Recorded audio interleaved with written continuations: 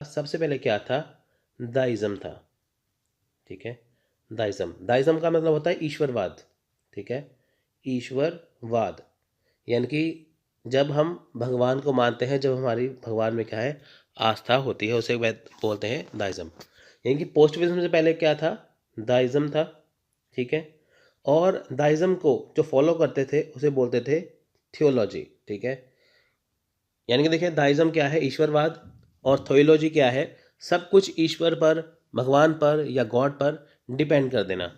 अब देखिए पहले लोग क्या समझते थे कि दुनिया में, यानी कि जो हमारे वर्ल्ड है उसमें जो भी कुछ होता है वो भगवान के ऊपर बेस्ड है। जैसे हवा चल रही है उसके पीछे भगवान है, धरती घूम रही है उसके पीछे भगवान है ना। पहले क्या कहा जाता था कि जो सूरज है, यानी कि जो सन है, वो पृथ्वी के यानी कि अर्थ के चारों तरफ चक्कर लगाता है, जबकि है अब उल्टा।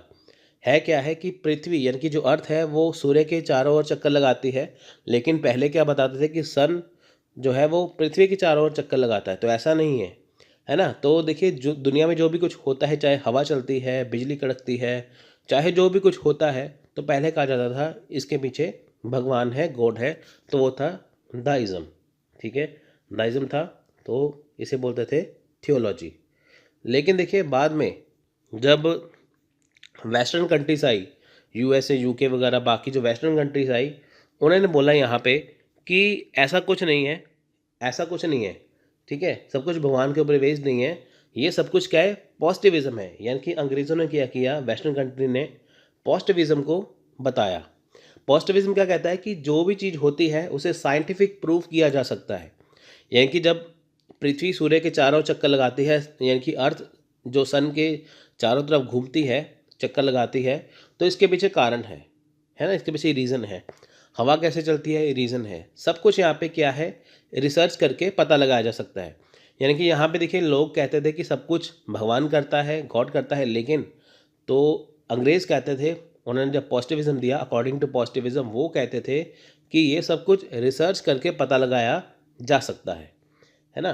तो वो था पॉजिटिविज्म। तो बाद में पोस्ट पॉजिटिविस्टिक अप्रोच आई। उन्होंने ये बोला कि देखिए ये पॉजिटिविज्म के बाद पॉजिटिविस्टिक अप्रोच इसलिए आई, उन्होंने बोला कि सब कुछ रिसर्च से पता लगाया जा सकता है, लेकिन सब कुछ पता नहीं लगाया जा सकता। मान लीजिए हम रिसर्च करते हैं, उसमें कुछ कमियां आ गई, है ना, उसमें कुछ कमियां आ जाएं, तो उसे सुधार किया जा सकता है, उसमें उसे फिर से बेहतर बनाया जा सकता है। क्योंकि देखिए जो रिसर्च करेगा वो इंसान करेगा, और इंसान गलतियों का पुतला है, वो हमेशा ही गलती कर सकता है, इसलिए।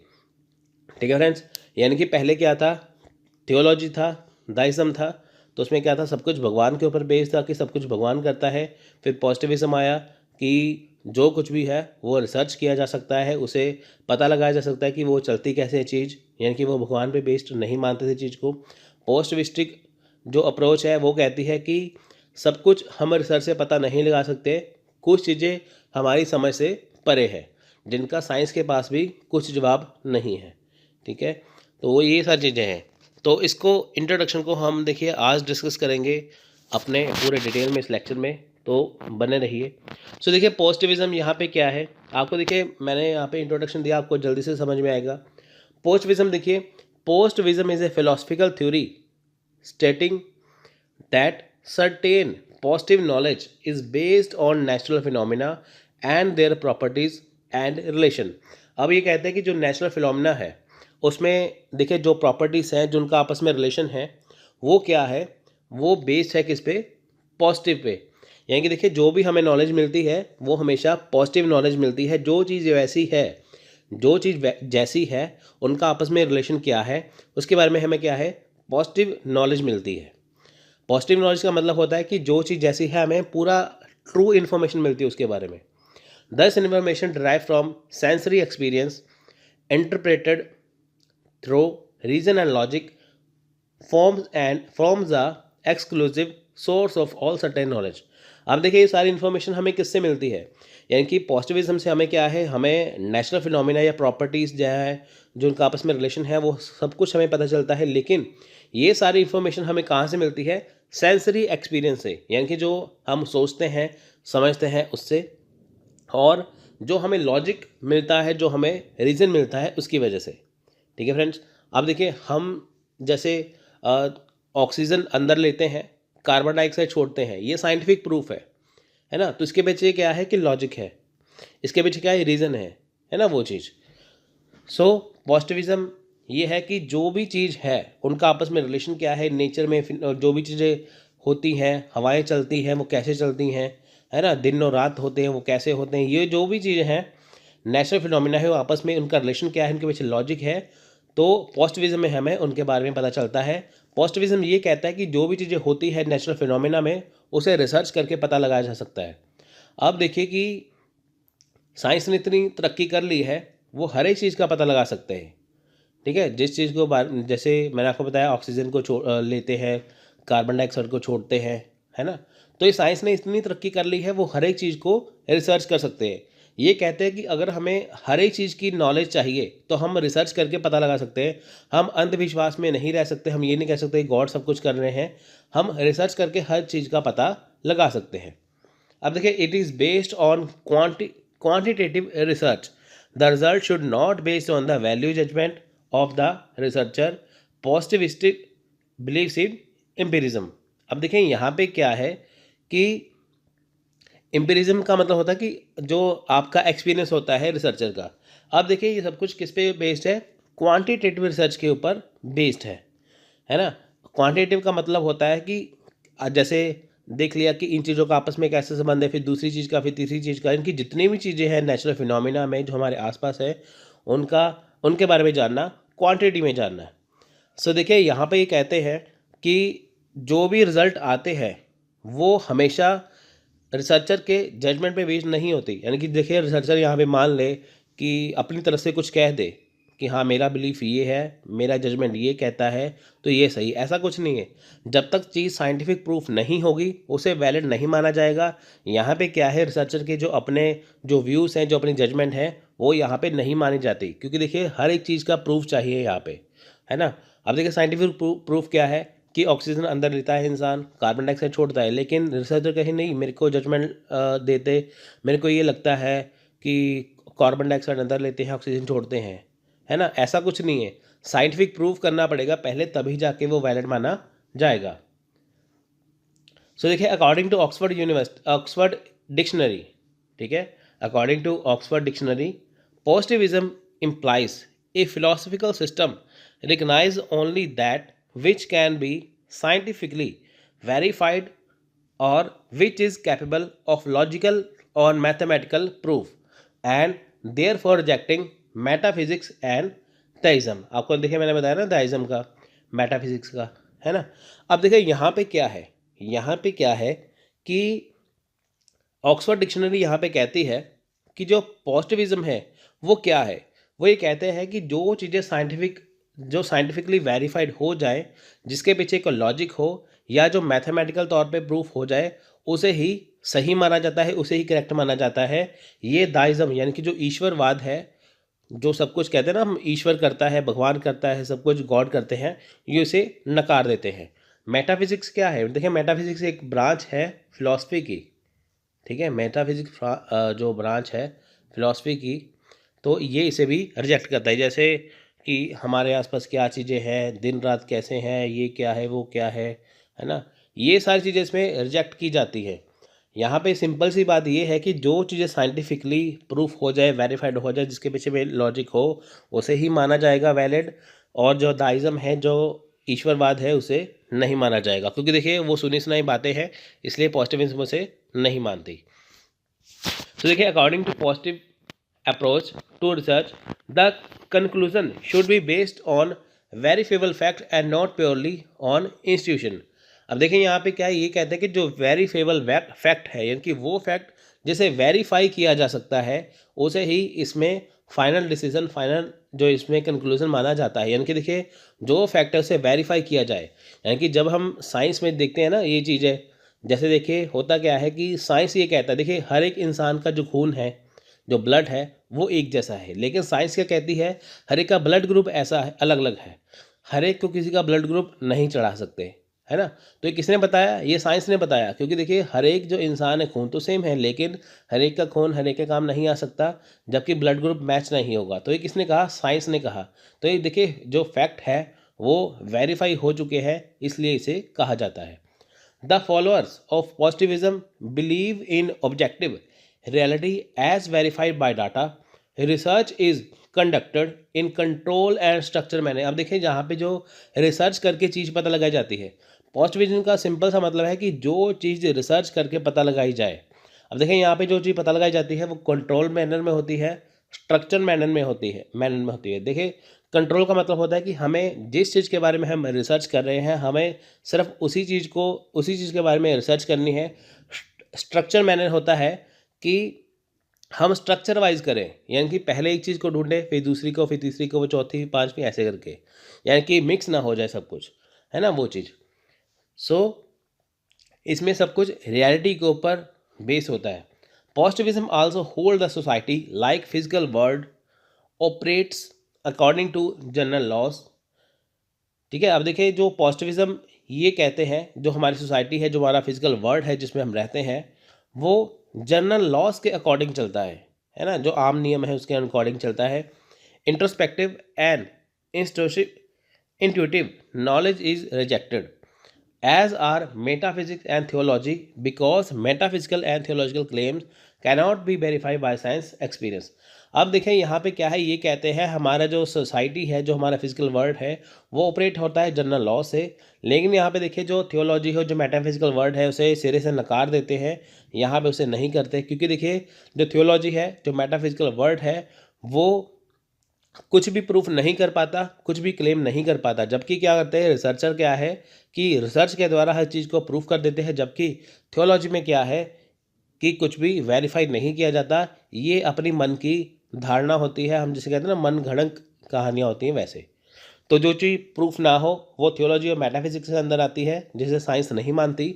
जो चीज़ें प्रूफ होती है रिसर्च के द्वारा, उसे पॉजिटिविज्म में रखा जाता है। तो देखिए positivism is a part of a more general ancient quarrel between philosophy and poetry, notably laid out by Plato and later reformulated as a quarrel between the science and the humanities। अब देखिए जो positivism है, ये देखिए ये part है, ठीक है। एंशंट में अगर हम जाके देखते हैं तो देखिए बहुत सारी फिलॉसफी है, बहुत सारी जो पोइट्री है, वो प्लेटो ने हमें बताई है। लेकिन बाद में क्या हुआ देखिए कि जो साइंस ने तरक्की कर ली, है ना। अब आपको मैं देखिए यहाँ पे बताता हूँ कि देखिए जो साइंस ने तरक्की की है, जैसे न्यूटन के लॉ ऑफ मोशन है, न्यूटन का, है ना, न्यूटन का जो लॉ ऑफ मोशन है, तो देखिए उसने ये डिस्कवर किया है। लेकिन इससे पहले देखिए प्लेटो ने भी इसके बारे में बहुत सारी चीज़ें बताई हैं, है ना। उसने एक बॉल का एग्जाम्पल दिया था, ठीक है, आप उसे देख सकते हैं, बॉल का एग्जाम्पल दिया था, जब हम चीज़ को पुश करते हैं, है ना, तो कैसे आगे जाती है। तो हुआ क्या, जो प्लेटो ने कहा था वो अपने टाइम पे सब कुछ सही कहा, लेकिन जब साइंस ने तरक्की कर ली, है ना, उसके बाद में काफ़ी थ्योरीज नई निकल के आई जो प्लेटो से बिल्कुल थोड़ी सी अलग थी, है ना। यानी कि जब प्लेटो ने जो कुछ कहा वो ठीक था, लेकिन जब बाद में देखिए साइंस ने तरक्की कर ली, तो वही जो उसकी थ्योरी है उसे ही थोड़ा सा और प्रूफ किया गया, उसमें थोड़ा सा चेंज किया गया। The positivist have a simple solution, the word must be divided into that which we can say clearly and the rest which had better pass over in silence। अब देखिए जो पॉजिटिविस्ट है वो सिंपल सा solution यहाँ पे देते हैं कि जो हमारा वर्ल्ड है वो डिवाइड है, ठीक है, जिसे हम डिवाइड कर सकते हैं। जैसे हमें देखिए हर एक चीज़ को जाननी है, हम उसे हर एक चीज़ में क्या है डिवाइड कर सकते हैं, तो हम उसे क्लियरली पता लगा सकते हैं, है ना वो चीज़।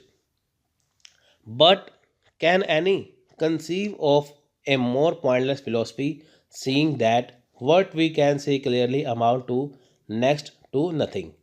If we omitted all that is unclear, we would probably be left with completely uninteresting। अब देखें यहाँ पे क्या है, ये कहते हैं कि हम हर एक चीज़ को क्या है कि वो कंसीव कर लेते हैं, हर एक चीज़ को हम बता देते हैं, है ना। कुछ चीज़ें जो रह जाती हैं देखिए, जिसको हम बता नहीं सकते, हम क्या करते हैं, जिस चीज़ के बारे में हमें अनक्लियर होता है, जिस चीज़ के बारे में हमें पूरी तरह से चीज़ को नहीं पता चलता, हम उसे छोड़ देते हैं, है ना, ताकि बाद में उसे पता लगाया जाए। अगर हम देखें उसे ऐसे ही हम छोड़ देंगे, पता ना लगाएं, तो वो चीज़ अनइंटरेस्टिंग बन जाएगी। अब देखिए साइंस क्या है, जैसे एक चीज़ को पता लगाते हैं, है ना। तो अगर मान लीजिए कि उस चीज़ का वो पता ना लगा पाए, अगर वो उसे वैसे ही छोड़ दे, है ना, तो उसमें उनका इंटरेस्ट खत्म हो जाएगा। इसलिए होता क्या है, चाहे साल बीत जाए, जितने मर्जी साल बीत जाए, उस चीज़ के बारे में क्या है कि रिसर्च स्टार्ट होती ही रहती है कि ताकि उसका पता लगाया जाए। तो कुछ चीज़ें हमें पता चल जाती हैं, कुछ चीज़ें पता नहीं चल पाती, जिन जो नहीं पता चल पाती तो उनके बारे में पता लगाया जाता है। देखिए नेक्स्ट है पोस्ट पॉजिटिविस्टिक अप्रोच। अब देखिए पोस्ट पॉजिटिविस्टिक जो अप्रोच है वो पॉजिटिविज्म के बाद आई, ठीक है, पॉजिटिविज्म के बाद आती है ये चीज़। तो इसमें क्या था, देखिए पोस्ट पॉजिटिविस्टिक अप्रोच में जैसे मैं आपको बताया कि थियोलॉजी में बताया कि गॉड सब कुछ करते हैं, पॉजिटिविज्म में बताया कि वो कहते हैं हर एक चीज़ को प्रूव कर सकते हैं। पोस्ट पॉजिटिविस्टिक अप्रोच कहती है कि हर एक चीज़ को हम देखिए साइंटिफिकली प्रूव तो कर सकते हैं, लेकिन बहुत सारी ऐसी चीज़ें हैं जिसका हम पता नहीं लगा सकते, क्योंकि देखिए जो हमारा जो यूनिवर्स है, जो हमारा वर्ल्ड है, वो क्या है, वो बहुत ज़्यादा, जिसे हम कहते हैं ना, बहुत ज़्यादा फैला हुआ है, ठीक है, वो इन्फिनेटेबल है, बहुत ज़्यादा फैला हुआ है वो वाला, जिसे हम अनंत कह देते हैं हिंदी में, ठीक है, जिसका हम कुछ पता नहीं लगा सकते। हर एक चीज़ को हम देखिए साइंस से पता तो लगा सकते हैं, लेकिन बहुत सारी ऐसी चीज़ें हैं जो हम पता नहीं लगा सकते। सो देखिए इन पोस्ट पॉजिटिविस्टिक अप्रोच और methodological pluralism the researcher choose the methodology as suitable to the research context. अब ये कहते हैं देखिए जो पोस्ट पॉजिटिविस्टिक अप्रोच है, इसमें क्या है कि जो रिसर्चर है वो चूज़ करते हैं रिसर्च के लिए कि कौन सी चीज़ें, कौन सा मेथड जो सुटेबल रहेगा। However, since the middle part of 20th century, things have changed in overview of science। अब देखिए जो 20वीं शताब्दी आई, 20th सेंचुरी आई, देखिए बहुत सारे ऐसे व्यूज़ आए जिन्होंने क्या किया, जो जो देखिए लोगों को व्यू थे, है ना, जो मिडल 20th सेंचुरी है उसमें क्या था कि जो साइंस का जो नज़रिया था उसे, उसमें काफ़ी चेंज आया, है ना, लोगों ने उसे काफ़ी चेंज किया।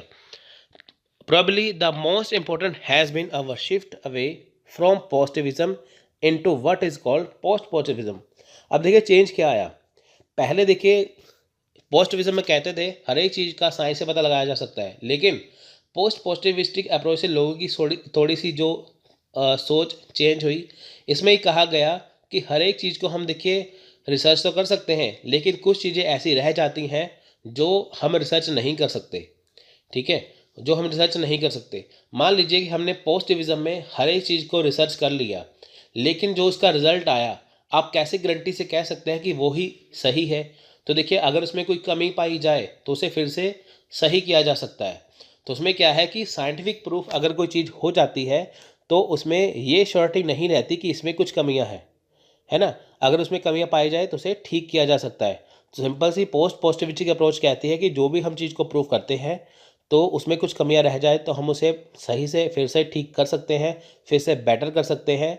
और बहुत सारी ऐसी चीज़ें हैं जिसका हम पता नहीं लगा सकते। हम ये तो कहते हैं हवाएं कैसे चलती, ये सब कुछ कैसे चल सकता है, लेकिन अभी भी ये नहीं पता लगाया जाता कि इंसान मरने के बाद उसकी आत्मा कहाँ में जाती है, इंसान कैसे पैदा होता है ना। गॉड का पता नहीं लगा सके अभी तक। ये सारी ही चीज़ें क्या है, ये अभी भी क्या है, पता नहीं लगा सकी। जो ये सारी चीज़ें हैं वो साइंस से क्या है, वो अभी भी परे है।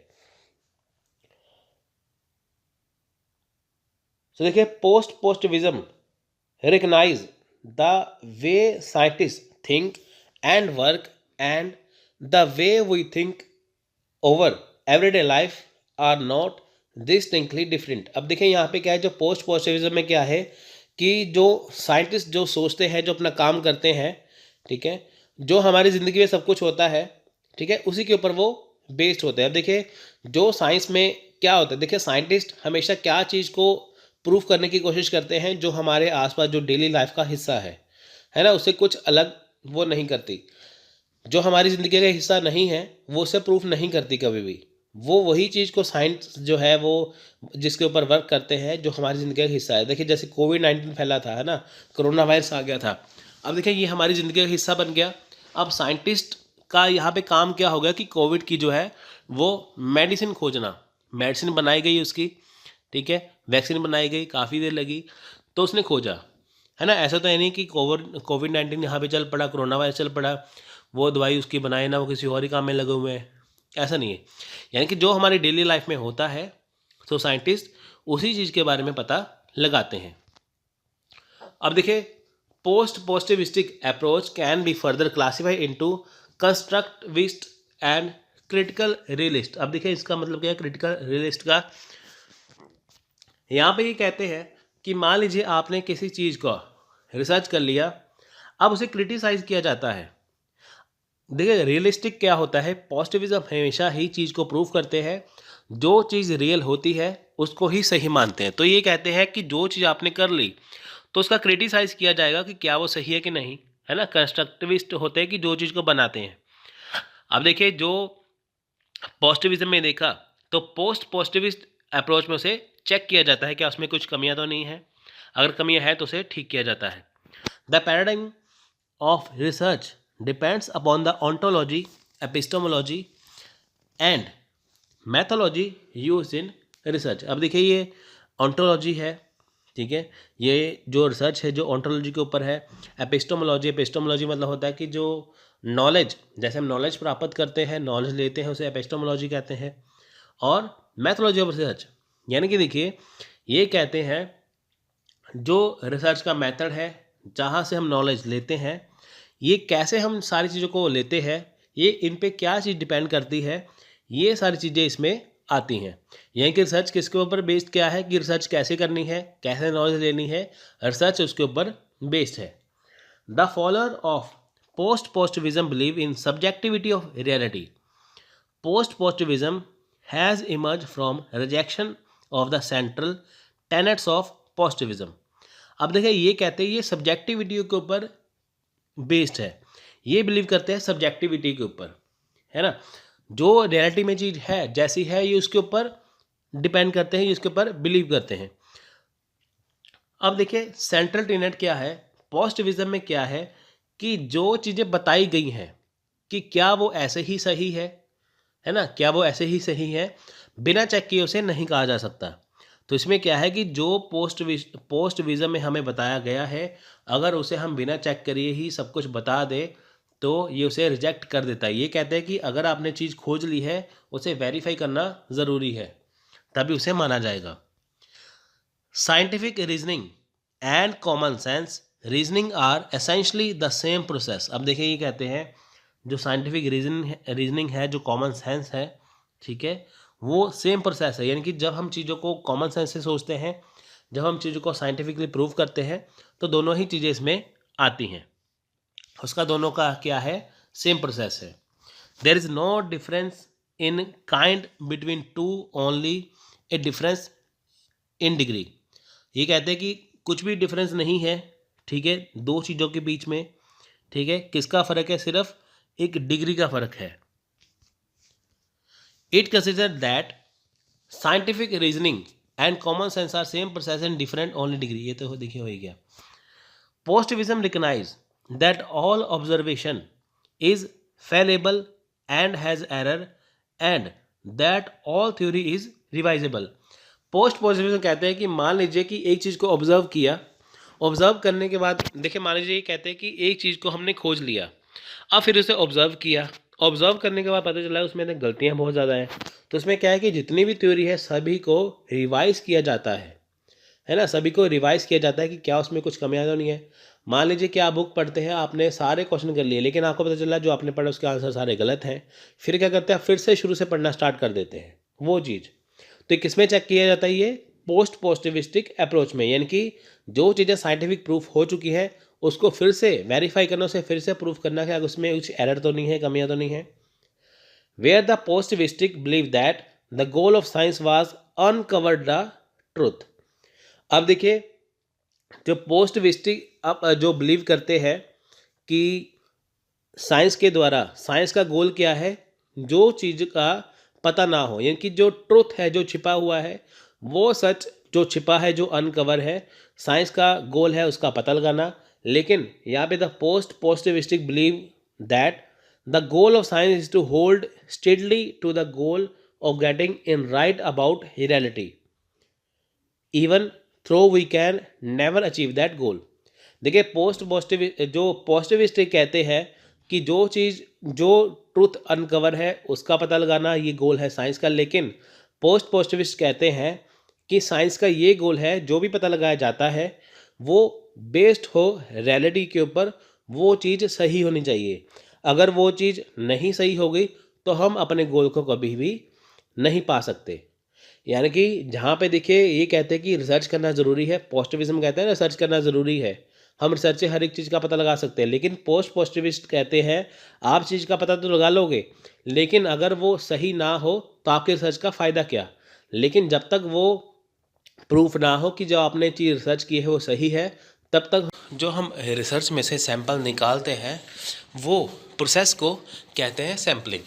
यानी कि अगर हमें जानना है कि जो हमने रिसर्च करी है वो सही है कि गलत है, कितनी सही है कितनी गलत है, उसको जानना हो तो हम किससे वो करेंगे, वो करेंगे सैम्पलिंग से।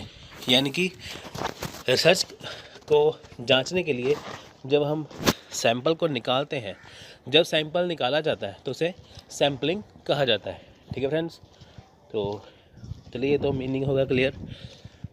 तो देखिए, the process of selecting population is known as sampling.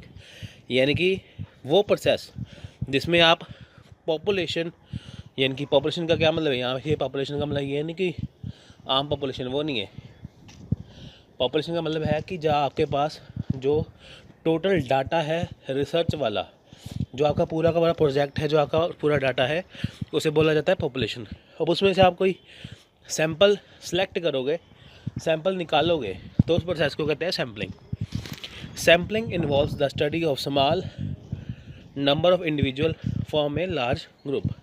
देखिए, जो सैम्पलिंग है उसमें क्या है, उसमें small number of individual form a large group, मतलब कि छोटे छोटे जो इंडिविजुअल मिलकर एक बड़ा ग्रुप बनाते हैं। इनकी सैम्पलिंग हम क्यों करते हैं? ठीक है, सैम्पलिंग में क्या क्या इन्वॉल्व होता है, छोटे छोटे इंडिविजुअल होते हैं। जैसे मान के चलिए कि जैसे हमें पता करना हो कि हमारे भारत में, इंडिया में कि कितने पुरुष हैं या कितने आदमी हैं, कितनी औरतें हैं, कितने बच्चे हैं, कितने बूढ़े हैं, है ना। तो ये सब हमें सैंपल निकालना होता है। तो जैसे हमें ये जांचना हो कि कितनी कितनी संख्या है इनकी, तो हम उनको क्या करेंगे, उनमें से एक सैंपल निकालेंगे। ठीक है, हमें ये जांचना हो कितने आदमी, कितने औरतें, बूढ़े, बच्चे, है ना। तो वो क्या है, वो एक इंडिविजुअल है, यानी कि बूढ़े, आदमी, औरतें, बच्चे इंडिविजुअल है। वो मिलके क्या बनाएंगे, एक बड़ा ग्रुप बना देंगे, जैसे हम भारत कहेंगे, भारत की जनसंख्या कहेंगे, है ना, इंडिया की पॉपुलेशन कहेंगे। तो फ्रेंड्स आइए जानते हैं, देखिए पॉपुलेशन और यूनिवर्स। देखिए, पॉपुलेशन और यूनिवर्स है क्या, ये कोई, it is aggregate of all unit under consideration. देखिए, इसमें क्या है कि ये कोई आम पॉपुलेशन नहीं है कि जनसंख्या बता दी, वो नहीं है। आपका जो रिसर्च का डाटा है वो होता है पॉपुलेशन। ठीक है फ्रेंड्स, पॉपुलेशन या यूनिवर्स उसे कहते हैं कि जो आपका टोटल डाटा है रिसर्च वाला, ठीक है, जिसमें सारे के सारे यूनिट है जो कवर होते हैं।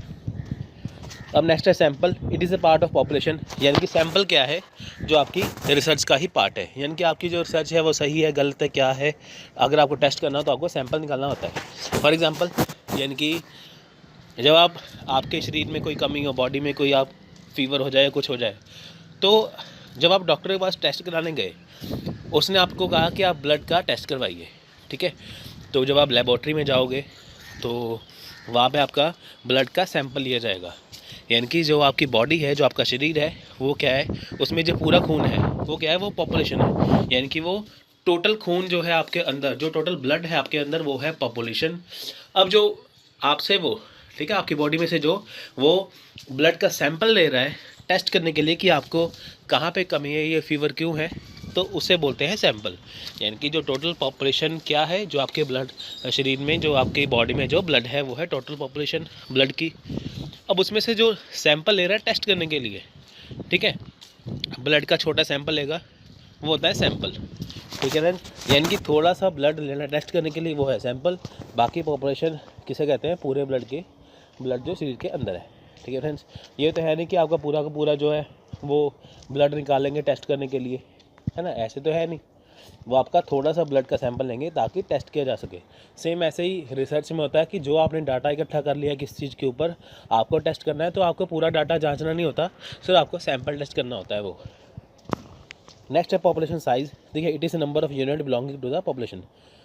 देखिए इसमें क्या है, जो पॉपुलेशन साइज़ है यानी कि जो आपका डाटा कितना बड़ा है वो कहाँ पे डिपेंड करेगा कि कितने नंबर ऑफ़ यूनिट है, कितने यूनिट हैं आपकी पॉपुलेशन के अंदर, यानी कि आपने जो आपका डाटा है वो कितना इकट्ठा किया हुआ है।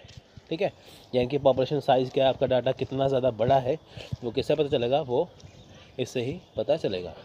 तो नेक्स्ट है सैम्पलिंग एरर।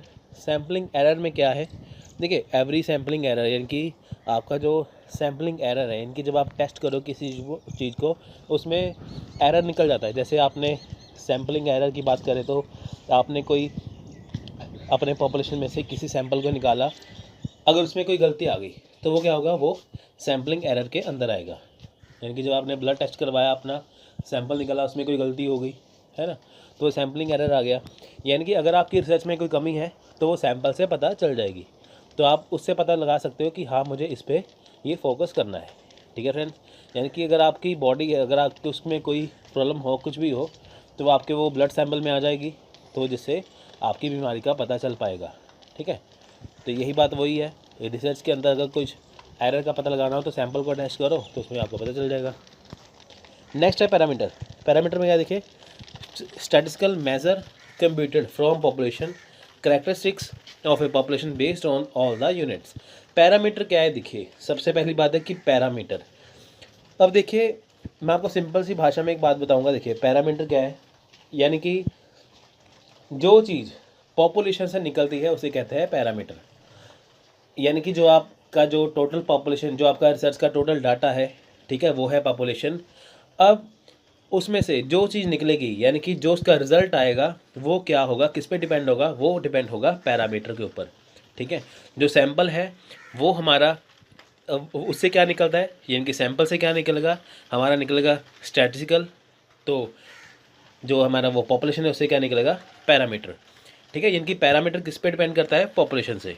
ठीक है, यानी कि जो आपकी जो टोटल जो आपका डाटा है, जो आपका टोटल पॉपुलेशन है, जो आपके 10 जो सारे के सारे जो यूनिट हैं पॉपुलेशन के, ठीक है, वो किस पे बेस्ड है, वो पैरामीटर पर बेस्ड है। तो नेक्स्ट है मेथड ऑफ सैम्पलिंग। अब देखिए मेथड ऑफ सैम्पलिंग, तो सैंपल का तरीका क्या है, रैंडम सैम्पलिंग और probability sampling, non random sampling और नॉन प्रोबेबिलिटी सैम्पलिंग। अब देखिए बात करते हैं रैंडम सैम्पलिंग की या और प्रोबेबिलिटी सैम्पलिंग की। फ्रेंड्स रैंडम सैम्पलिंग की बात करें तो रैंडम सैम्पलिंग कहते हैं किसे, the unit are selected randomly and in independently of each other, example when each unit of population has equal chance of selection। देखिए रैंडम सैम्पलिंग का क्या मतलब है कि जैसे आपने कोई रिसर्च कर ली है, अब आपका जितना भी डाटा है आप उसमें से कोई भी एक चीज़ रैंडम तरीके से उठा लो, कोई भी चीज़ अपनी मर्ज़ी से उठा लो बिना सोचे समझे। जब आप उसको टेस्ट करोगे तो आपका वो जो पूरा रिसर्च का वर्क है उसको रिप्रेजेंट करेगा। यानी कि जो आपने डाटा अपना इकट्ठा कर लिया है, अब आप कहीं से भी कुछ भी चीज़ उठा लोगे तो आपका वह पूरा का पूरा रिसर्च वर्क है जो वो बता देगा कि कहाँ पे सही है कहाँ पे गलत है। ठीक है, यानी कि आपको ये कुछ नहीं, इसमें से आपको सैंपल जो है आपको ये नहीं करना होता कि हाँ इस सैंपल को आप, जैसे मान के चले कि आपने कोई रिसर्च की है, अब आप ये आपको करना नहीं पड़ेगा कि हाँ आप ये चीज़ को टेस्ट करोगे तभी आपकी रिसर्च जो है वो पॉजिटिव आएगी, अदरवाइज नेगेटिव आएगी, ऐसी बात नहीं है। आपकी जो रिसर्च हो चुकी है, आप कोई भी यूनिट कोई भी चीज़ उठा लो, अगर उसमें से आप उसमें से कोई भी अपना रिसर्च वर्क है वो उसको सिलेक्ट कर सकते हो। ठीक है, रैंडम सैम्पलिंग का ये मतलब है कि अगर आपको अपना जो रिसर्च वर्क है उसको अगर आपको जांचना है, परखना है, तो आप कहीं से भी कोई यूनिट में से कुछ भी चीज़ उठा के उसको टेस्ट कर सकते हो। ठीक है, रैंडम सैम्पलिंग का मतलब है कि बिना सोचे समझे ऐसे ही किसी चीज़ को टेस्ट कर लेना। ठीक है, तो सिंपल पहले इसमें एग्जांपल देते हैं। क्या देखिए ये कितने प्रकार का है, simple random sampling. Simple random sampling क्या है, if the units are drawn one by one and each unit after selection is return to the population before each unit is being drawn. देखिए इसमें क्या है, सिंपल रैंडम सैम्पलिंग में क्या है कि अगर कोई यूनिट है, ठीक है, उसमें हर एक यूनिट में से वन बाय वन करके हम जो चीज़ निकालते जाएं और बाद में टेस्ट करने के बाद वही चीज़ वापस डालते जाएं। यानी कि अगर हम कोई चीज़ को टेस्ट कर रहे हैं, किसी यूनिट में से हमने कोई चीज़ निकाल दी है, फिर टेस्ट करने के बाद उसको हम उसी पॉपुलेशन में से जहाँ से वो चीज़ निकाली है, जिस यूनिट में से निकाली उसमें वापस डाल दें, वो होते हैं सिंपल रैंडम सैम्पलिंग। ठीक है फ्रेंड्स, जैसे मान के चलिए आपको पता करना है कि हमारे भारत में कितने लोग पढ़े लिखे हैं, कितने अनपढ़ हैं। ठीक है, आपको उसमें से टेस्ट करना है, तो आप उसको एक बार निकाल के देखोगे, पहले पढ़े लिखे में से फिर अनपढ़ में से। ठीक है, आपको उसमें से जब टेस्ट हो जाएगा, आपने रैंडम सैम्पलिंग निकाली है ना, आपको ये तो है नहीं है, आप पूरे भारत का निकाल रहे हो कि आपको कौन से पढ़े लिखे कौन से अनपढ़ जांचने हैं, कितने % है। आप उसमें से कोई स्टेट थोड़ी देखोगे कि कौन सी स्टेट के ज़्यादा कौन से कम है, आप सिर्फ एक सैंपल उठाओगे उसमें से, उससे आपको पता चल जाएगा कि भारत में कितने पढ़े लिखे हैं, कितने अनपढ़ लोग हैं। ठीक है फ्रेंड्स, तो होता है सिंपल रैंडम सैम्पलिंग, कि आपने कहीं से भी कोई भी चीज़ ऐसे ही उठा ली सिंपल तरीके से। With random sampling the unit are selected from the population one by one and never return the population. अब देखिए विद रैंडम सैम्पलिंग में क्या है कि आप कोई चीज़ जैसे टेस्ट करने के लिए सैम्पलिंग आपने कर ली है, उठा ली है, पर आप उसको वापस अपने पॉपुलेशन में, वापस अपने डाटा में नहीं डाल रहे। ठीक है, सिंपल रैंडम सैम्पलिंग में हम चीज़ टेस्ट करने के बाद उसको जिस यूनिट में से निकाला उसमें डाल रहे थे, अब इसमें वो नहीं डाल रहे। नेक्स्ट है स्ट्रैटिफाइड सैम्पलिंग। तो फ्रेंड्स स्ट्रैटिफाइड सैम्पलिंग देखिए, when population are divided into various strata और sub population before the sample is drawn, it are so design that they do not overlap. देखिए स्ट्रैटिफाइड सैम्पलिंग क्या है, सबसे पहले ये आते हैं कि स्ट्रैटिफाइड में यहाँ पे लिखना है वेरियस स्ट्रेटा। स्ट्रेटा का मतलब क्या है, ग्रुप। ठीक है, स्ट्रैटिफाइड सैम्पलिंग क्या है कि आपको जो आपकी जो चीज़ें हैं, जो आपको किस चीज़ को सैंपल लेना है, तो आपको उसको ग्रुप में डिवाइड करना होगा। यानी कि अगर आपको अपनी पॉपुलेशन को, अपने डाटा को सिलेक्ट करना है, जांचना है, तो आपको उसमें से जो स्ट्रैटिफाइड सैम्पलिंग करनी होगी, यानी कि आपको जो उसमें से ग्रुपिंग करनी होगी, ग्रुप में बांटना होगा। ठीक है, सैंपल को फॉर एग्जांपल मान के चलिए कि अगर आप आदमी और औरत देखना चाहते हो कि हमारे देश में कितने पुरुष हैं, कितनी महिलाएं हैं। ठीक है, आप मैन और वुमेन को रख दोगे एक साइड पे, वो बन गया ग्रुप। ठीक है, वो बन गया ग्रुप। अब आप उस ग्रुप में से एक एक यूनिट उठा लोगे सैंपल के लिए। अब आपने अपना जो डाटा था उसको 2 भागों में बांट दिया है, एक आदमी में, एक औरत में। आप एक आदमी से सैंपल लोगे, एक औरत में से सैंपल को उठाओगे। ठीक है, यानी कि उसे बोलते हैं स्ट्रैटिफाई सैम्पलिंग। यानी कि आपका जो डाटा है, आपका जो सैम्पलिंग है, आपको 2 ग्रुप में बांटना होगा। उस ग्रुप में से हर एक यूनिट में से आपको एक चीज़ को उठाना होगा। ठीक है, स्ट्रैटिफाइड सैम्पलिंग को हम कहते हैं कि जब हम अपने डाटा को, अपने जो पॉपुलेशन को, अपने डाटा को ग्रुप में बांट दें और उस ग्रुप में से एक एक यूनिट को उठाना है। यहाँ पे पूरा ग्रुप नहीं लेना, सिर्फ ग्रुप में से एक एक चीज़ को टेस्ट करना है। तो नेक्स्ट है क्लस्टर और block sampling. In cluster sampling, the total population are divided into number of relatively small subdivision which cluster are still smaller unit. अब देखिए क्लस्टर सैम्पलिंग क्या है। देख रहे हैं स्ट्रैटिफाइड और क्लस्टर एक तरह से मानी जाती है, पर ये थोड़ा सा अंतर है। देखिए जहाँ पे हम स्ट्रैटिफाइड सैम्पलिंग में से 2 चीज़ों को ग्रुप में बांट के उनमें से एक एक चीज़ को उठा रहे थे, अब क्लस्टर सैम्पलिंग में यहाँ पे उल्टा है। हमें अपनी जो पॉपुलेशन है, यानी कि जो अपना डाटा है, उसको सब डिवीज़न में बांटना है। ठीक है, तो उसमें से पूरा का पूरा यूनिट ही हमें उठाना है। स्ट्रैटिफाई में हमने मैन और वुमेन में बांटा था, वहाँ पे हमने एक एक चीज़ उठाई थी, एक मैन एक वुमेन। तो यहाँ पे हम पूरा का पूरा यूनिट उठा लेंगे। जैसे फॉर एग्जांपल क्लस्टर सैम्पलिंग में क्या होगा, हमें जैसे स्कूल है, कोई कॉलेज है, ठीक है, तो कोई यूनिवर्सिटी है। तो अगर हम स्ट्रैटिफाइड सैम्पलिंग बात करें तो हम जैसे, अगर हम स्ट्रैटिफाइड सैम्पलिंग के ऊपर की बात करें तो जैसे हम स्कूल कॉलेज की एग्जांपल हैं, तो वहाँ पे हम स्कूल या कॉलेज की एक एक क्लास को उठाएंगे कि इसकी यानी कि यहाँ पे क्लास कैसी है, तो यहाँ पे क्लास कैसी है यूनिवर्सिटी में, वहाँ पे हम कंपैरिजन करेंगे। तो क्लस्टर सैम्पलिंग में यहाँ पे उल्टा है, यहाँ पे हम स्ट्रैटिफाइड सैम्पलिंग में एक एक क्लास उठा रहे हैं, यहाँ पे हमें पूरा का पूरा कॉलेज और यूनिवर्सिटी को कंपेयर करना होगा। तो क्लस्टर सैम्पलिंग में क्या है, जब हम अपने डाटा को किसी ग्रुप में बांटते हैं तो हमें उस पूरे ही ग्रुप को टेस्ट करना होता है। ठीक है, इसमें पूरा ग्रुप आ जाएगा। स्ट्रैटिफाइड सैम्पलिंग में पूरे ग्रुप में से एक यूनिट उठाना होता था, तो क्लस्टर सैम्पलिंग में हमें पूरा का पूरा यूनिट को निकालना होता है। नेक्स्ट है multi stage sampling. In this type of sampling is carried out through stages. Every stages is prepare unit we reach the ultimate sampling unit. देखिए इसमें क्या है कि जो सैम्पलिंग है वो स्टेजेस से, यानी कि विभिन्न चरणों में से हर एक स्टेज में से की जाती है। यानी कि जो मल्टी स्टेज सैम्पलिंग क्या है कि हमें सैम्पलिंग टेस्ट करनी है, पर हर एक स्टेज में से, जैसे हमने पहले सैंपल टेस्ट किया, फिर उसके बाद दूसरा चरण गए, दूसरे स्टेज पे गए, हमने फिर से वहाँ पे सैम्पलिंग की, यानी कि जितनी स्टेजेस हम बढ़ते जाएंगे उतने सैंपल को है बार बार टेस्ट करते जाएंगे। और इसमें क्या है कि every stages is repeated unit we reach the ultimate sampling unit. इसमें क्या है कि हर एक स्टेज में से जो यूनिट है वो रिपीट होते जाएंगे बार बार, ठीक है, जिससे हम क्या है एक अल्टीमेट सैम्पलिंग यूनिट पे पहुंच जाएंगे। यानी कि हमने जब सैंपल टेस्ट करना था तो हम हर एक स्टेज में से कुछ ना कुछ सैंपल उठा के चल रहे थे, तो ऐसे करते करते हमें एक अल्टीमेट सैम्पलिंग यूनिट हमारे पास इकट्ठा हो गए। जैसे हमने कोई टेस्ट किया तो हमने पहली स्टेज में एक सैंपल लिया, फिर दूसरी में, तीसरी में, चौथी में हमने 4-5 स्टेज में से 4-5 सैंपल इकट्ठा कर लिए, तो हमें एक उसमें से एक अल्टीमेट, एक अलग से जो हमें है वो सैंपल यूनिट हमारे पास जो है इकट्ठा हो गया। ठीक है फ्रेंड्स, तो अब बारी आती है नॉन प्रोबेबिलिटी सैम्पलिंग की। तो फ्रेंड्स देखिए, नॉन प्रोबेबिलिटी सैम्पलिंग क्या है, ठीक है। इसमें पहले आता है कि judgement sampling. In this type of sampling items sample are selected deliberately और पर्सनल जजमेंट बाय रिसर्चर।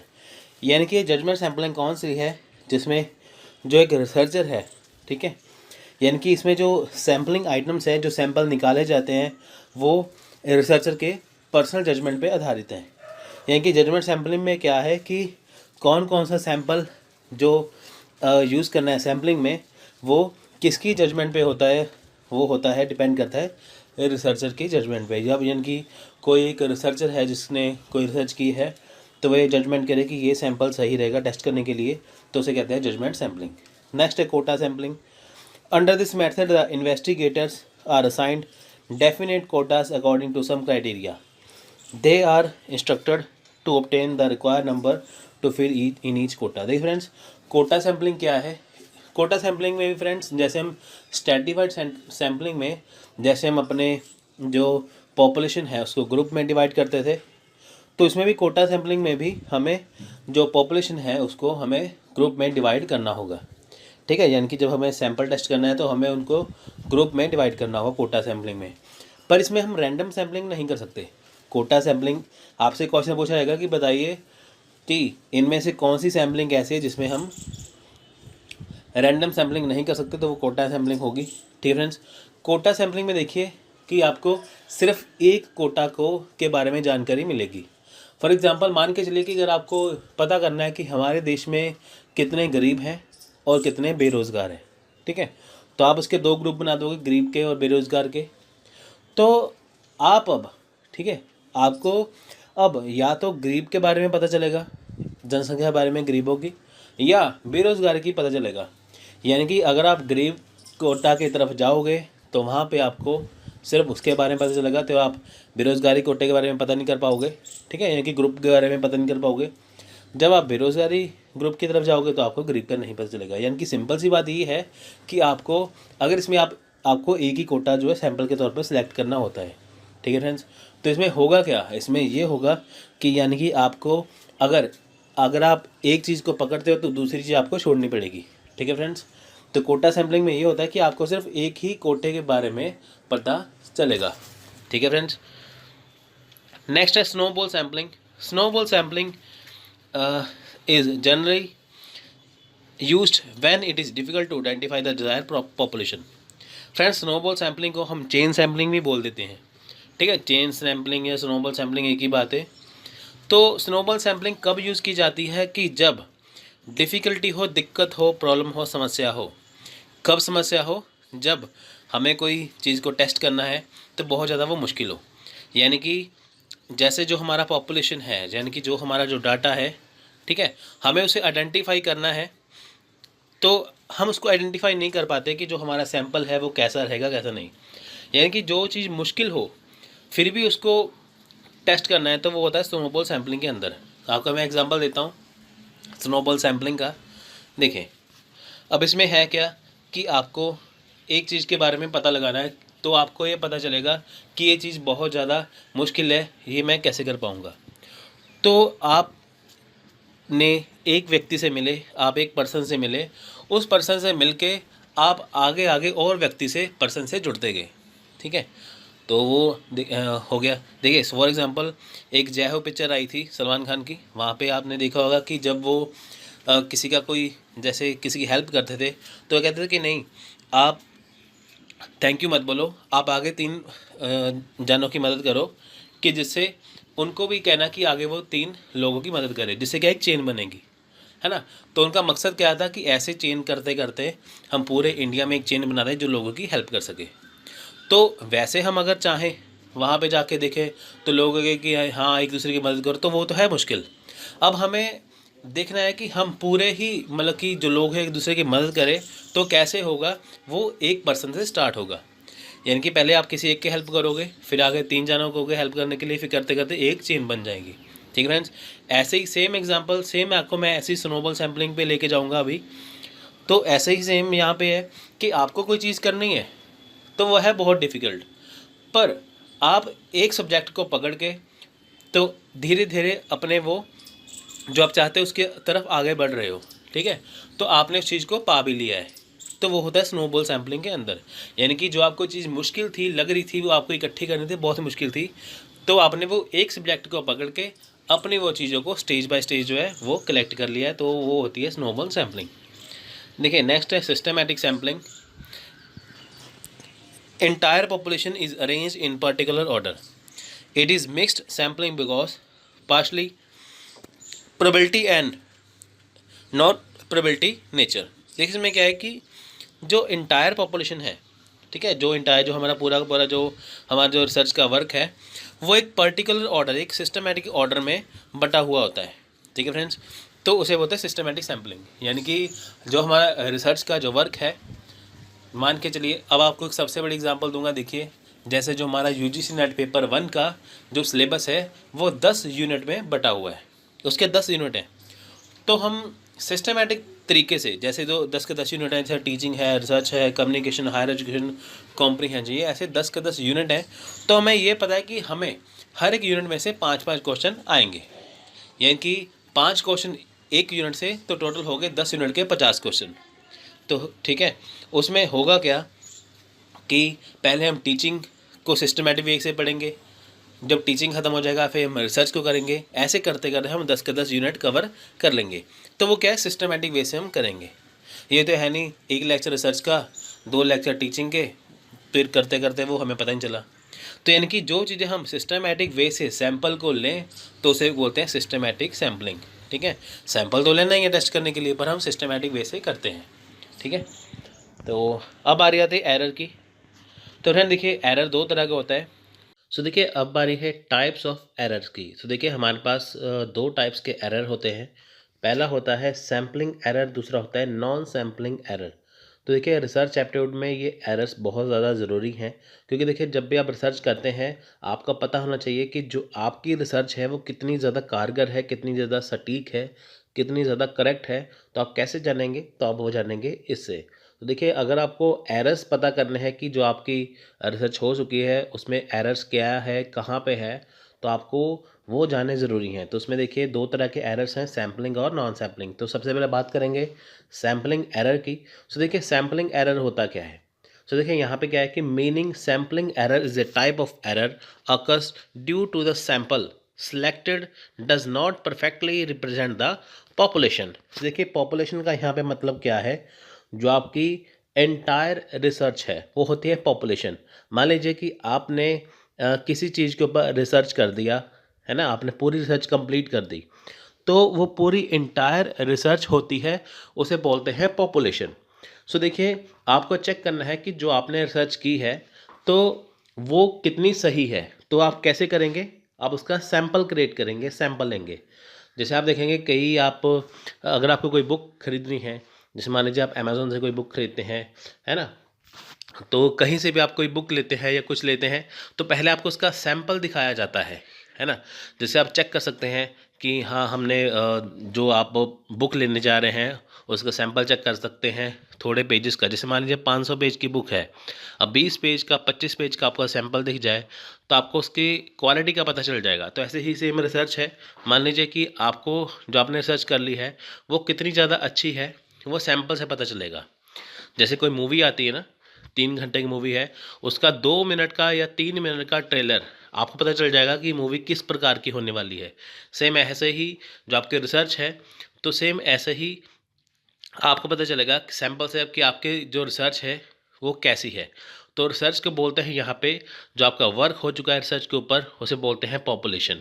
तो उसे देखिए, जब आप सैंपल निकालते हैं, जैसे मान लीजिए आपने रिसर्च वर्क कर लिया, जब आप उससे एक सैंपल निकालेंगे टेस्ट करने के लिए, तो जब हम सैंपल निकालने में गड़बड़ी कर देते हैं तो उसे बोलते हैं सैम्पलिंग एरर। मान लीजिए आपकी रिसर्च बहुत अच्छी हुई है, मान लीजिए कि आपने 1 लाख लोगों के ऊपर, डिफरेंट टाइप के लोग होते हैं ना, जैसे बच्चे हैं, बूढ़े हैं, जवान हैं, मोटे हैं, पतले हैं, है ना, ऐसे डिफरेंट टाइप के पीपल हैं। तो आपने 1 लाख लोगों को लिया, आपने उसके ऊपर रिसर्च किया, लेकिन जब आपने सैंपल निकाला, आपने सिर्फ बच्चों को और औरतों को ऐड कर लिया, बाकी बंदों को ऐड नहीं किया। तो उससे क्या है कि जो आपका सैंपल होगा उसमें एरर आ जाएगा, क्योंकि देखिए आपको हर एक पार्ट में हर एक टाइप के आपको ऐड करने हैं कि ताकि आपका जो सैंपल है वो अच्छे से हो जाए। जब आप रिसर्च करते हैं, जब आप सैंपल निकालने में गड़बड़ी कर देते हैं, तो उसे बोलते हैं सैम्पलिंग एरर। सैंपल सेलेक्ट करने में आप गड़बड़ी करते हैं, यहाँ पे लिखा है ना कि sample select does not perfectly represent the population, यानी कि आपने वो सैंपल निकाला जो आपकी पॉपुलेशन से, यानी कि जो आपके रिसर्च वर्क से मैच नहीं किया, परफेक्टली रिप्रेजेंट नहीं किया, तो उसे बोलते हैं सैम्पलिंग एरर। सो देखिए, an error occur due to sources other than sampling while conducting survey activities in non as non sampling error. So देखिए, जैसे मान लीजिए कि हमने ये तो देख लिया, अब देखिए जो एरर, जैसे मान लीजिए जो नॉन सैम्पलिंग एरर क्या होता है कि जैसे आपने डाटा इकट्ठा किया, लेकिन जो डाटा इकट्ठा किया उसमें गड़बड़ी होगी, वो हो गया नॉन सैम्पलिंग। तो occurs only when sample is selected.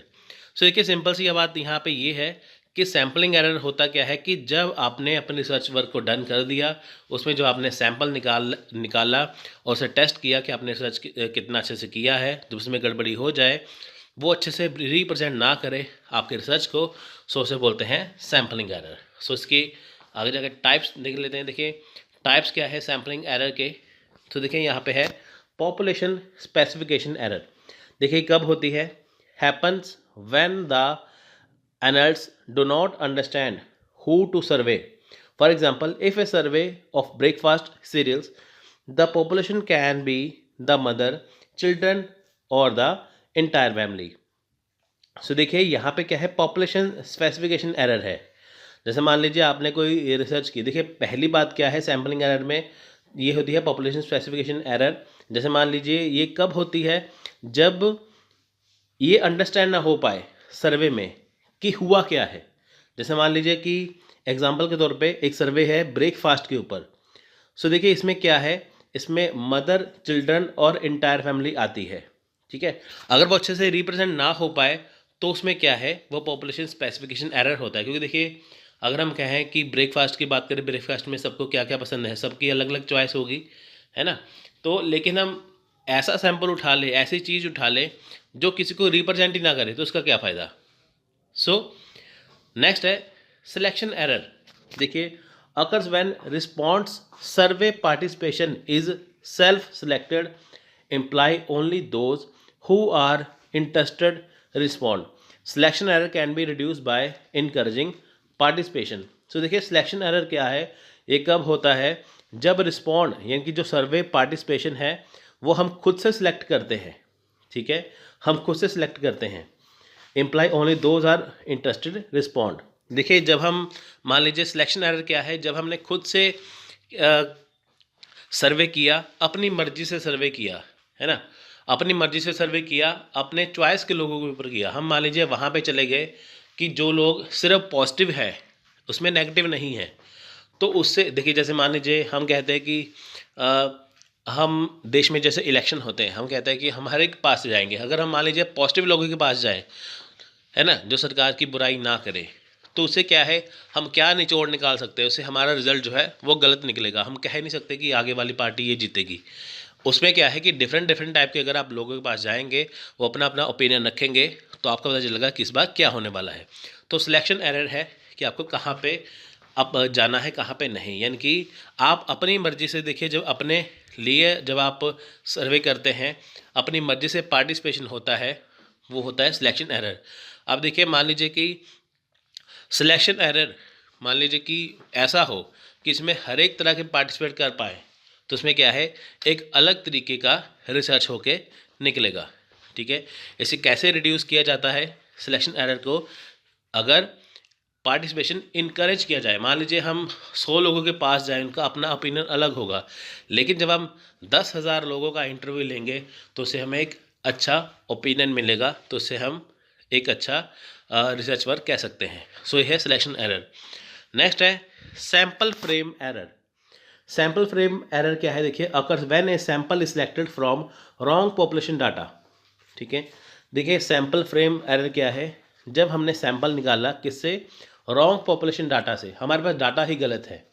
हमें पता है कि इंडिया की जो आबादी है वो 130 करोड़ है, लेकिन हमारे पास जो रिसर्च वर्क है उसमें सिर्फ 80 करोड़ है। हमें 80 करोड़ में से सैंपल निकाल रहे हैं, हम निकाल रहे हैं इसमें से इतने चिल्ड्रन हैं, इतने बूढ़े, इतने जवान हैं, इतने वर्क कर रहे हैं, है ना, जबकि कितना चाहिए 130 करोड़। तो हमारे पास क्या है, डाटा ही गलत है ना, तो उससे हम क्या सैंपल निकालेंगे, क्या रिसर्च करेंगे। सो नेक्स्ट है नो रिस्पॉन्स एरर। देखिए कब होता है, when A useful response is not obtain from the survey. यानी कि देखिए जब एक यूजफुल रिस्पॉन्स नहीं निकलता सर्वे से, it may happen due to the inability to contact potential respondent और देयर रिफ्यूजल टू रिस्पॉन्ड। देखिए नॉन रिस्पॉन्स क्या है, जब हमें रिस्पॉन्स नहीं मिलता, जैसे मान लीजिए कि हमने किसी चीज़ के ऊपर रिसर्च किया है ना, तो हमें कुछ रिस्पॉन्स मिला ही नहीं। वहाँ पे देखिए हमने सर्वे करना है, लेकिन हमें कुछ रिस्पॉन्स ही नहीं मिल रहा आगे से, तो हम इसके ऊपर क्या रिसर्च करेंगे, इनकी किसी से आगे रिस्पॉन्स ना मिले, है ना, वो होता है नॉन रिस्पॉन्स एरर। सो अब हम बात करेंगे कि सैम्पलिंग एरर को रिड्यूस कैसे किया जा सकता है, how to reduce sampling error. देखिए सैम्पलिंग एरर में क्या है, देखिए सैम्पलिंग एरर में होता क्या है कि ये गलत क्यों होता है, जब हम समाल या अनडाइवर्स सैंपल को निकालते हैं।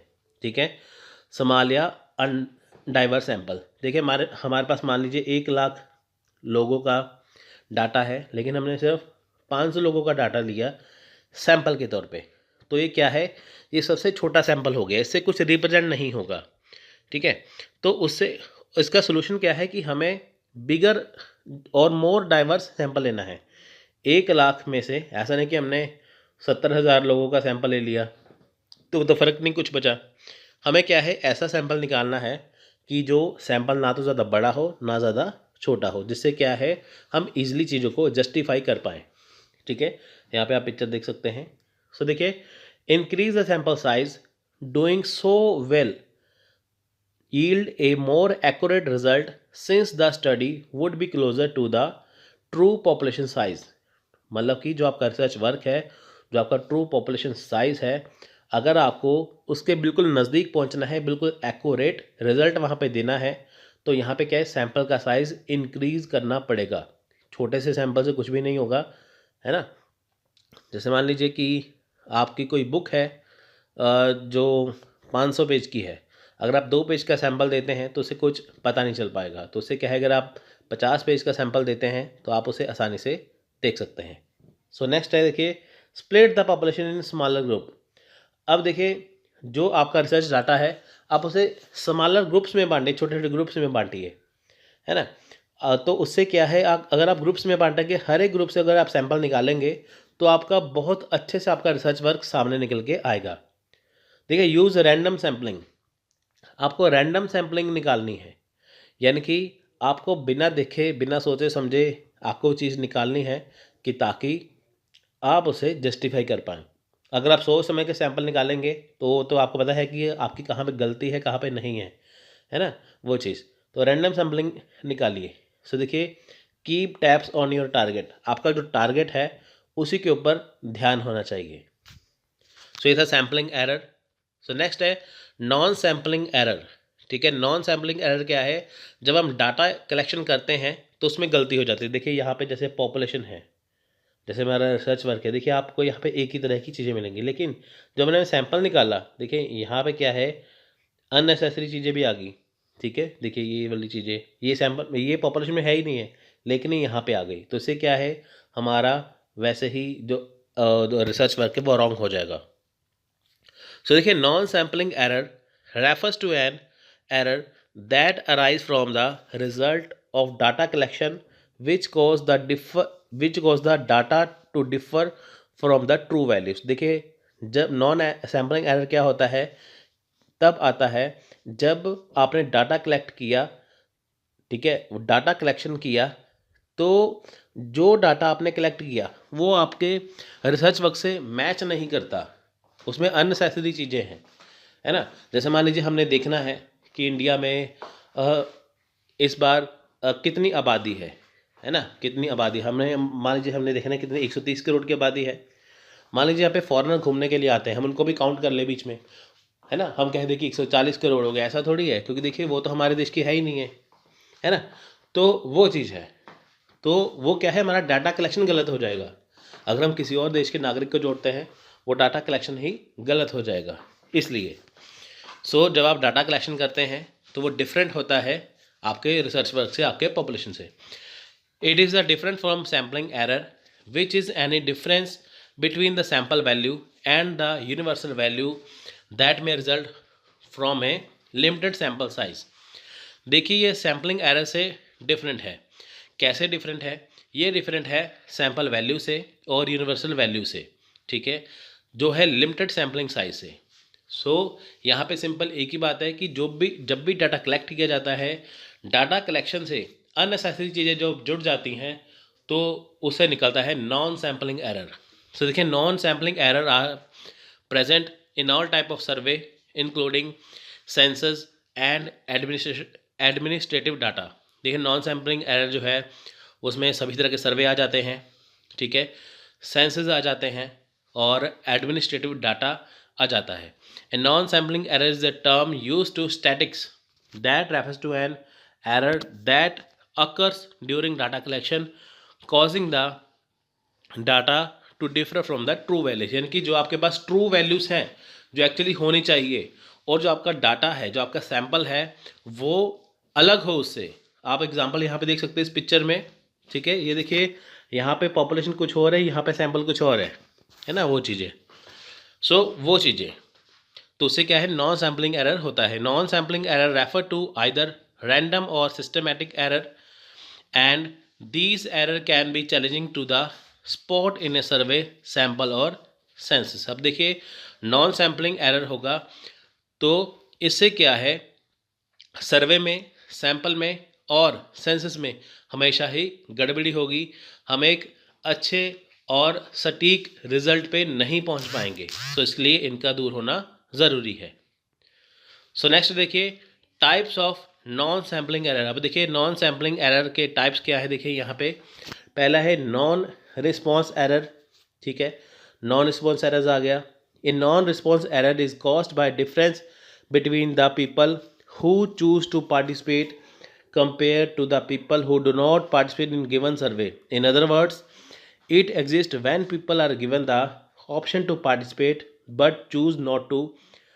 Therefore, their survey result are not incorporated into the data. देखिए, नॉन रिस्पॉन्स क्या है, जब आपने रिसर्च करने के लिए लोगों को चॉइस दिया कि आप सर्वे में पार्टिसिपेट करिए, लेकिन उसके बावजूद भी उन्होंने कुछ चॉइस नहीं किया, उसमें पार्टिसिपेट नहीं किया, कुछ रिस्पॉन्स नहीं दिया, तो क्या है, वो नॉन रिस्पॉन्स एरर। अगर आप किसी चीज़ के बारे में किसी से पूछना चाहते हैं, आपको सामने से रिस्पॉन्स ना मिले, ठीक है, तो उसे बोलते हैं नॉन रिस्पॉन्स एरर। ये तब होता है जब डिफरेंसेस होते हैं पीपल के बीच में, लोगों के बीच में, ठीक है, डिफरेंसेस होते हैं, तो वो अपनी चॉइस के अकॉर्डिंग उसमें पार्टिसिपेट नहीं करते, इसलिए। तो देखिए, मेजरमेंट एरर। देखिए, measurement error refers to all errors relating to the measurement of each sampling unit as opposed to the error relating to how they were selected. देखिए, मेजरमेंट एरर क्या है, जब देखिए ये एरर तब आता है जब आपने हर एक यूनिट का मेजरमेंट किया,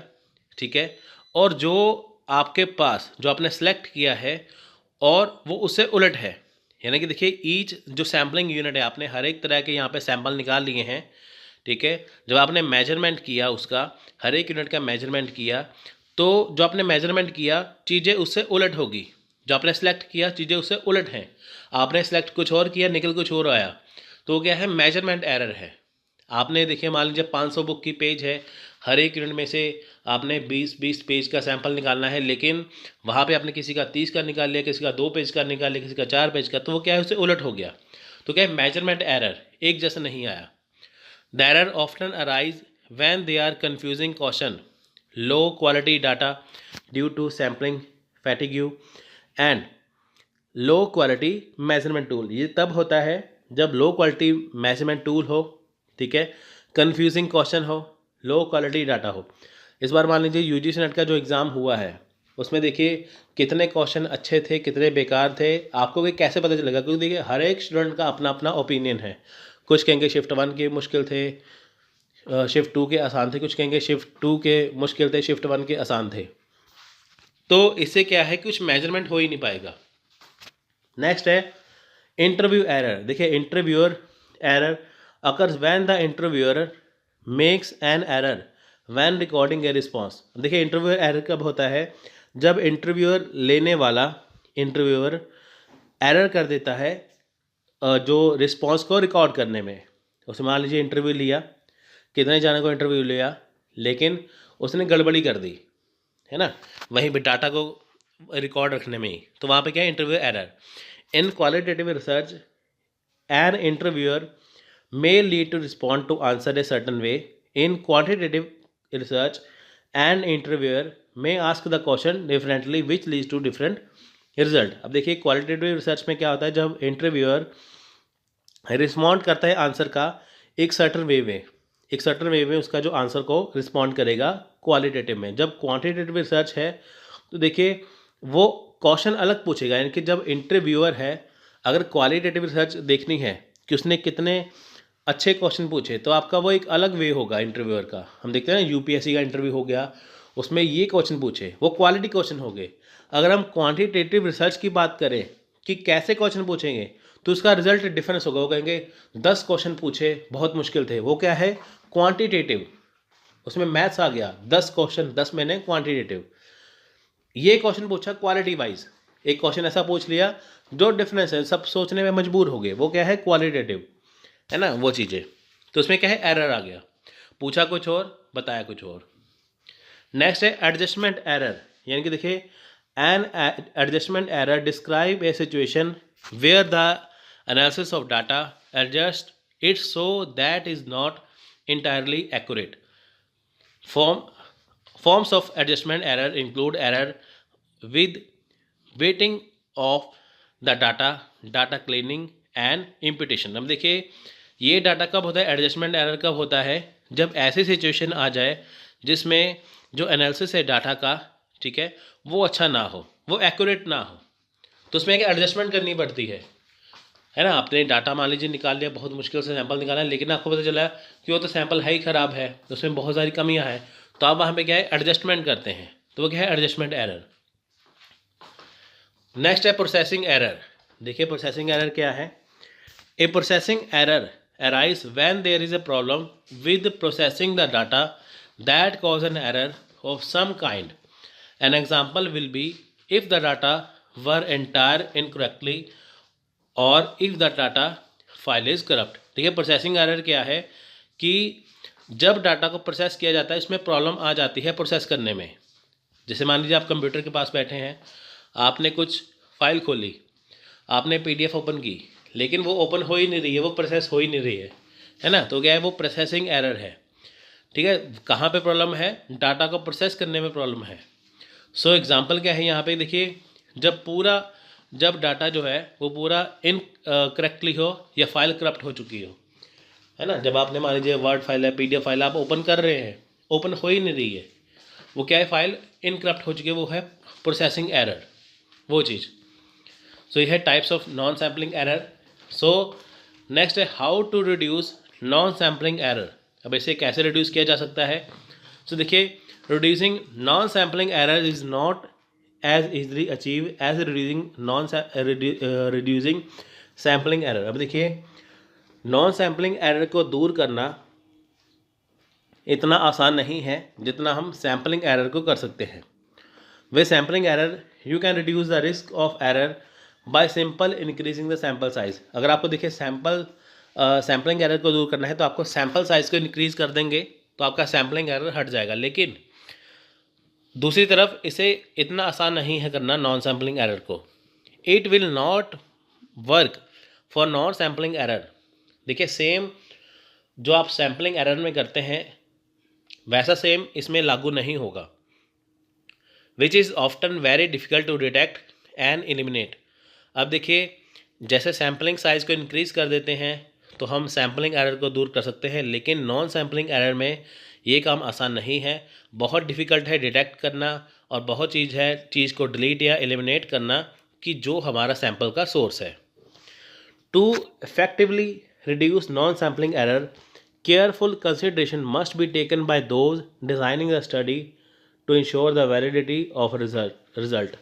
अब देखिए जब भी आपको नॉन सैम्पलिंग एरर को इफेक्टिवली रिड्यूस करना है कि ताकि उसमें कोई गलती या एरर ना हो, तो आपको केयरफुली स्टार्टिंग से ही देखना होगा कि जो सैम्पल को डिज़ाइन कर रहे हैं या जो स्टडी आपकी हो रही है क्या वो सही है बिल्कुल।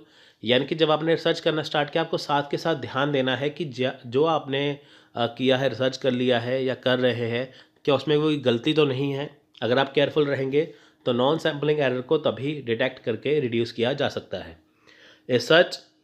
As such, a researcher may design a mechanism into the study to reduce the error while subsequently not reducing another error।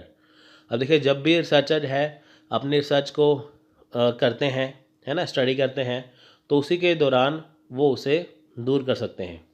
For example देखिए रिसर्चर में पे the individual a bonus depending on the accuracy of data entry, और they may film all interviews to ensure that the interviewer stays on topic and on scripts। अब देखिए मान लीजिए एक researcher है, वो इंडिविजुअल तौर के ऊपर, ठीक है, इंडिविजुअल तौर के ऊपर एक डाटा एंट्री के ऊपर डिपेंड है, ठीक है, इंडिविजुअल तौर के ऊपर डाटा एंट्री के ऊपर डिपेंड है कि उसकी जो डाटा एंट्री है वो एक्यूरेट है, या वो जितने भी इंटरव्यू है उससे वो इंश्योर हो जाएगा कि जिसमें कहा गया है कि वो बिल्कुल सही है ना। जैसे मान लीजिए उसने किसी का इंटरव्यू देखा है, जैसे मान लीजिए यूपीएससी है, आईएएस का एग्जामिनर ने देखा कि हाँ इस बार इतने सवाल पूछे गए थे, इतने बच्चों का इंटरव्यू हुआ, तो बहुत मुश्किल सवाल थे। वो क्या सवाल थे, है ना, उसे एक ने डाटा कलेक्ट कर लिया, तो स्टार्टिंग से ही पता चलेगा। ऐसा नहीं हो कि एसएससी के सवाल बीच में आ गए, है ना, वो गड़बड़ हो जाएगी। तो स्टार्टिंग से ही देखना पड़ेगा कि उसमें कोई गलती तो नहीं है। सो देखिए यहाँ पे सैम्पलिंग नॉन सैम्पलिंग एरर जो है वो हो जाता है ख़त्म। तो यहाँ पे हम लास्ट में करेंगे sampling error non sampling error होता क्या है, आपको जस्ट एक रिवाइज हो जाएगा इसमें। तो देखिए ऑफ्टन सैम्पलिंग एरर और non sampling error are used in similar context but there are some crucial difference. अब देखिए जब भी sampling error non sampling error को एक ही मतलब समझ लिया जाता है, लेकिन दोनों में छोटा सा डिफरेंस है।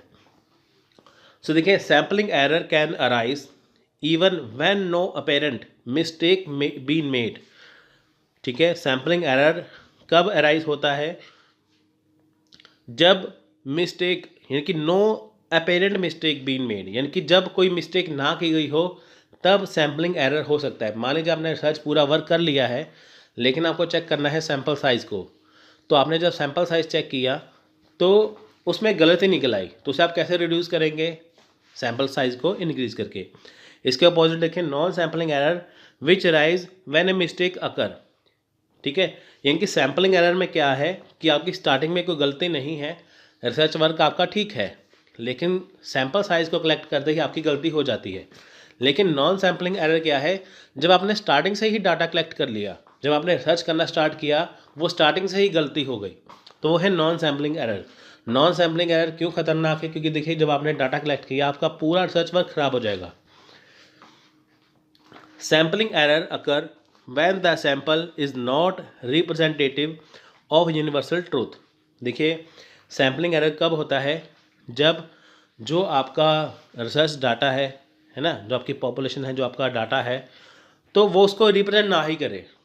सैम्पल कुछ और है, रिसर्च वर्क कुछ और है, वो रिप्रेजेंट ना करे, है ना। बता आप रहे हैं आईएएस का एग्ज़ाम सैम्पल आपका है यूजीसी नेट का, तो उसमें कहाँ पे आप कर पाएंगे, है ना। Whereas non sampling error is specific to certain study design. जब देखिए नॉन सैम्पलिंग एरर कब होता है, जब स्टडी डिज़ाइन होती है ना, तो आपका स्टडी वे करने का तरीका, वो चीज़ जब आपने 1 लाख बंदों का, 1 लाख जो पर्सन है इंडिया में, मान लीजिए आपने उसका डाटा कलेक्ट किया, आपने बीच में जो फॉरेनर है उनको ऐड कर दिया, तो वो है स्टडी डिज़ाइन आपका करना था इंडियन पे, कर दिया आपने साथ में मिक्स करके। So sampling error can be reduce greatly as sample size increase.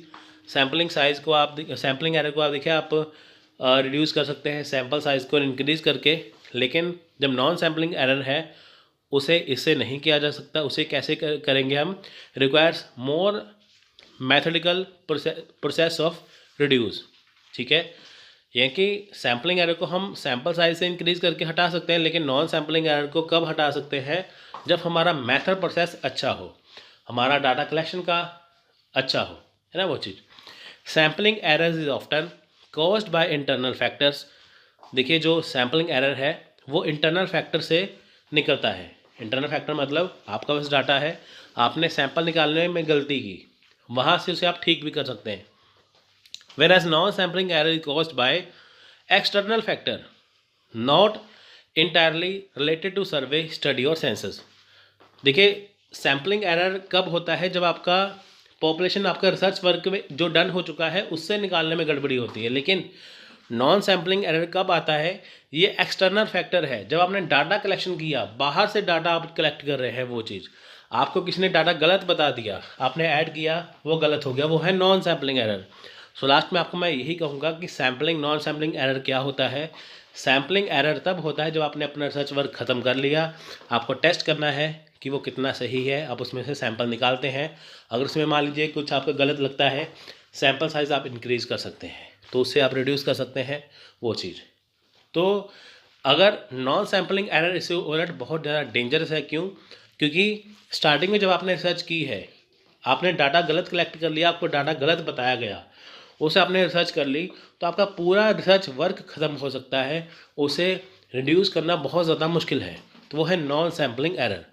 सो आपको मैंने अच्छे से यहाँ पे बताया, आपको अच्छे से समझ में आया होगा। बहुत ज़्यादा एग्जाम में इसमें से क्वेश्चन आते हैं, तो आप इसे अच्छे से देखिए। कोई प्रॉब्लम आए तो आप वीडियो को फिर से देखिए, आपकी सारी प्रॉब्लम यहाँ पे दूर हो जाएगी। सो टेक केयर, जय हिंद।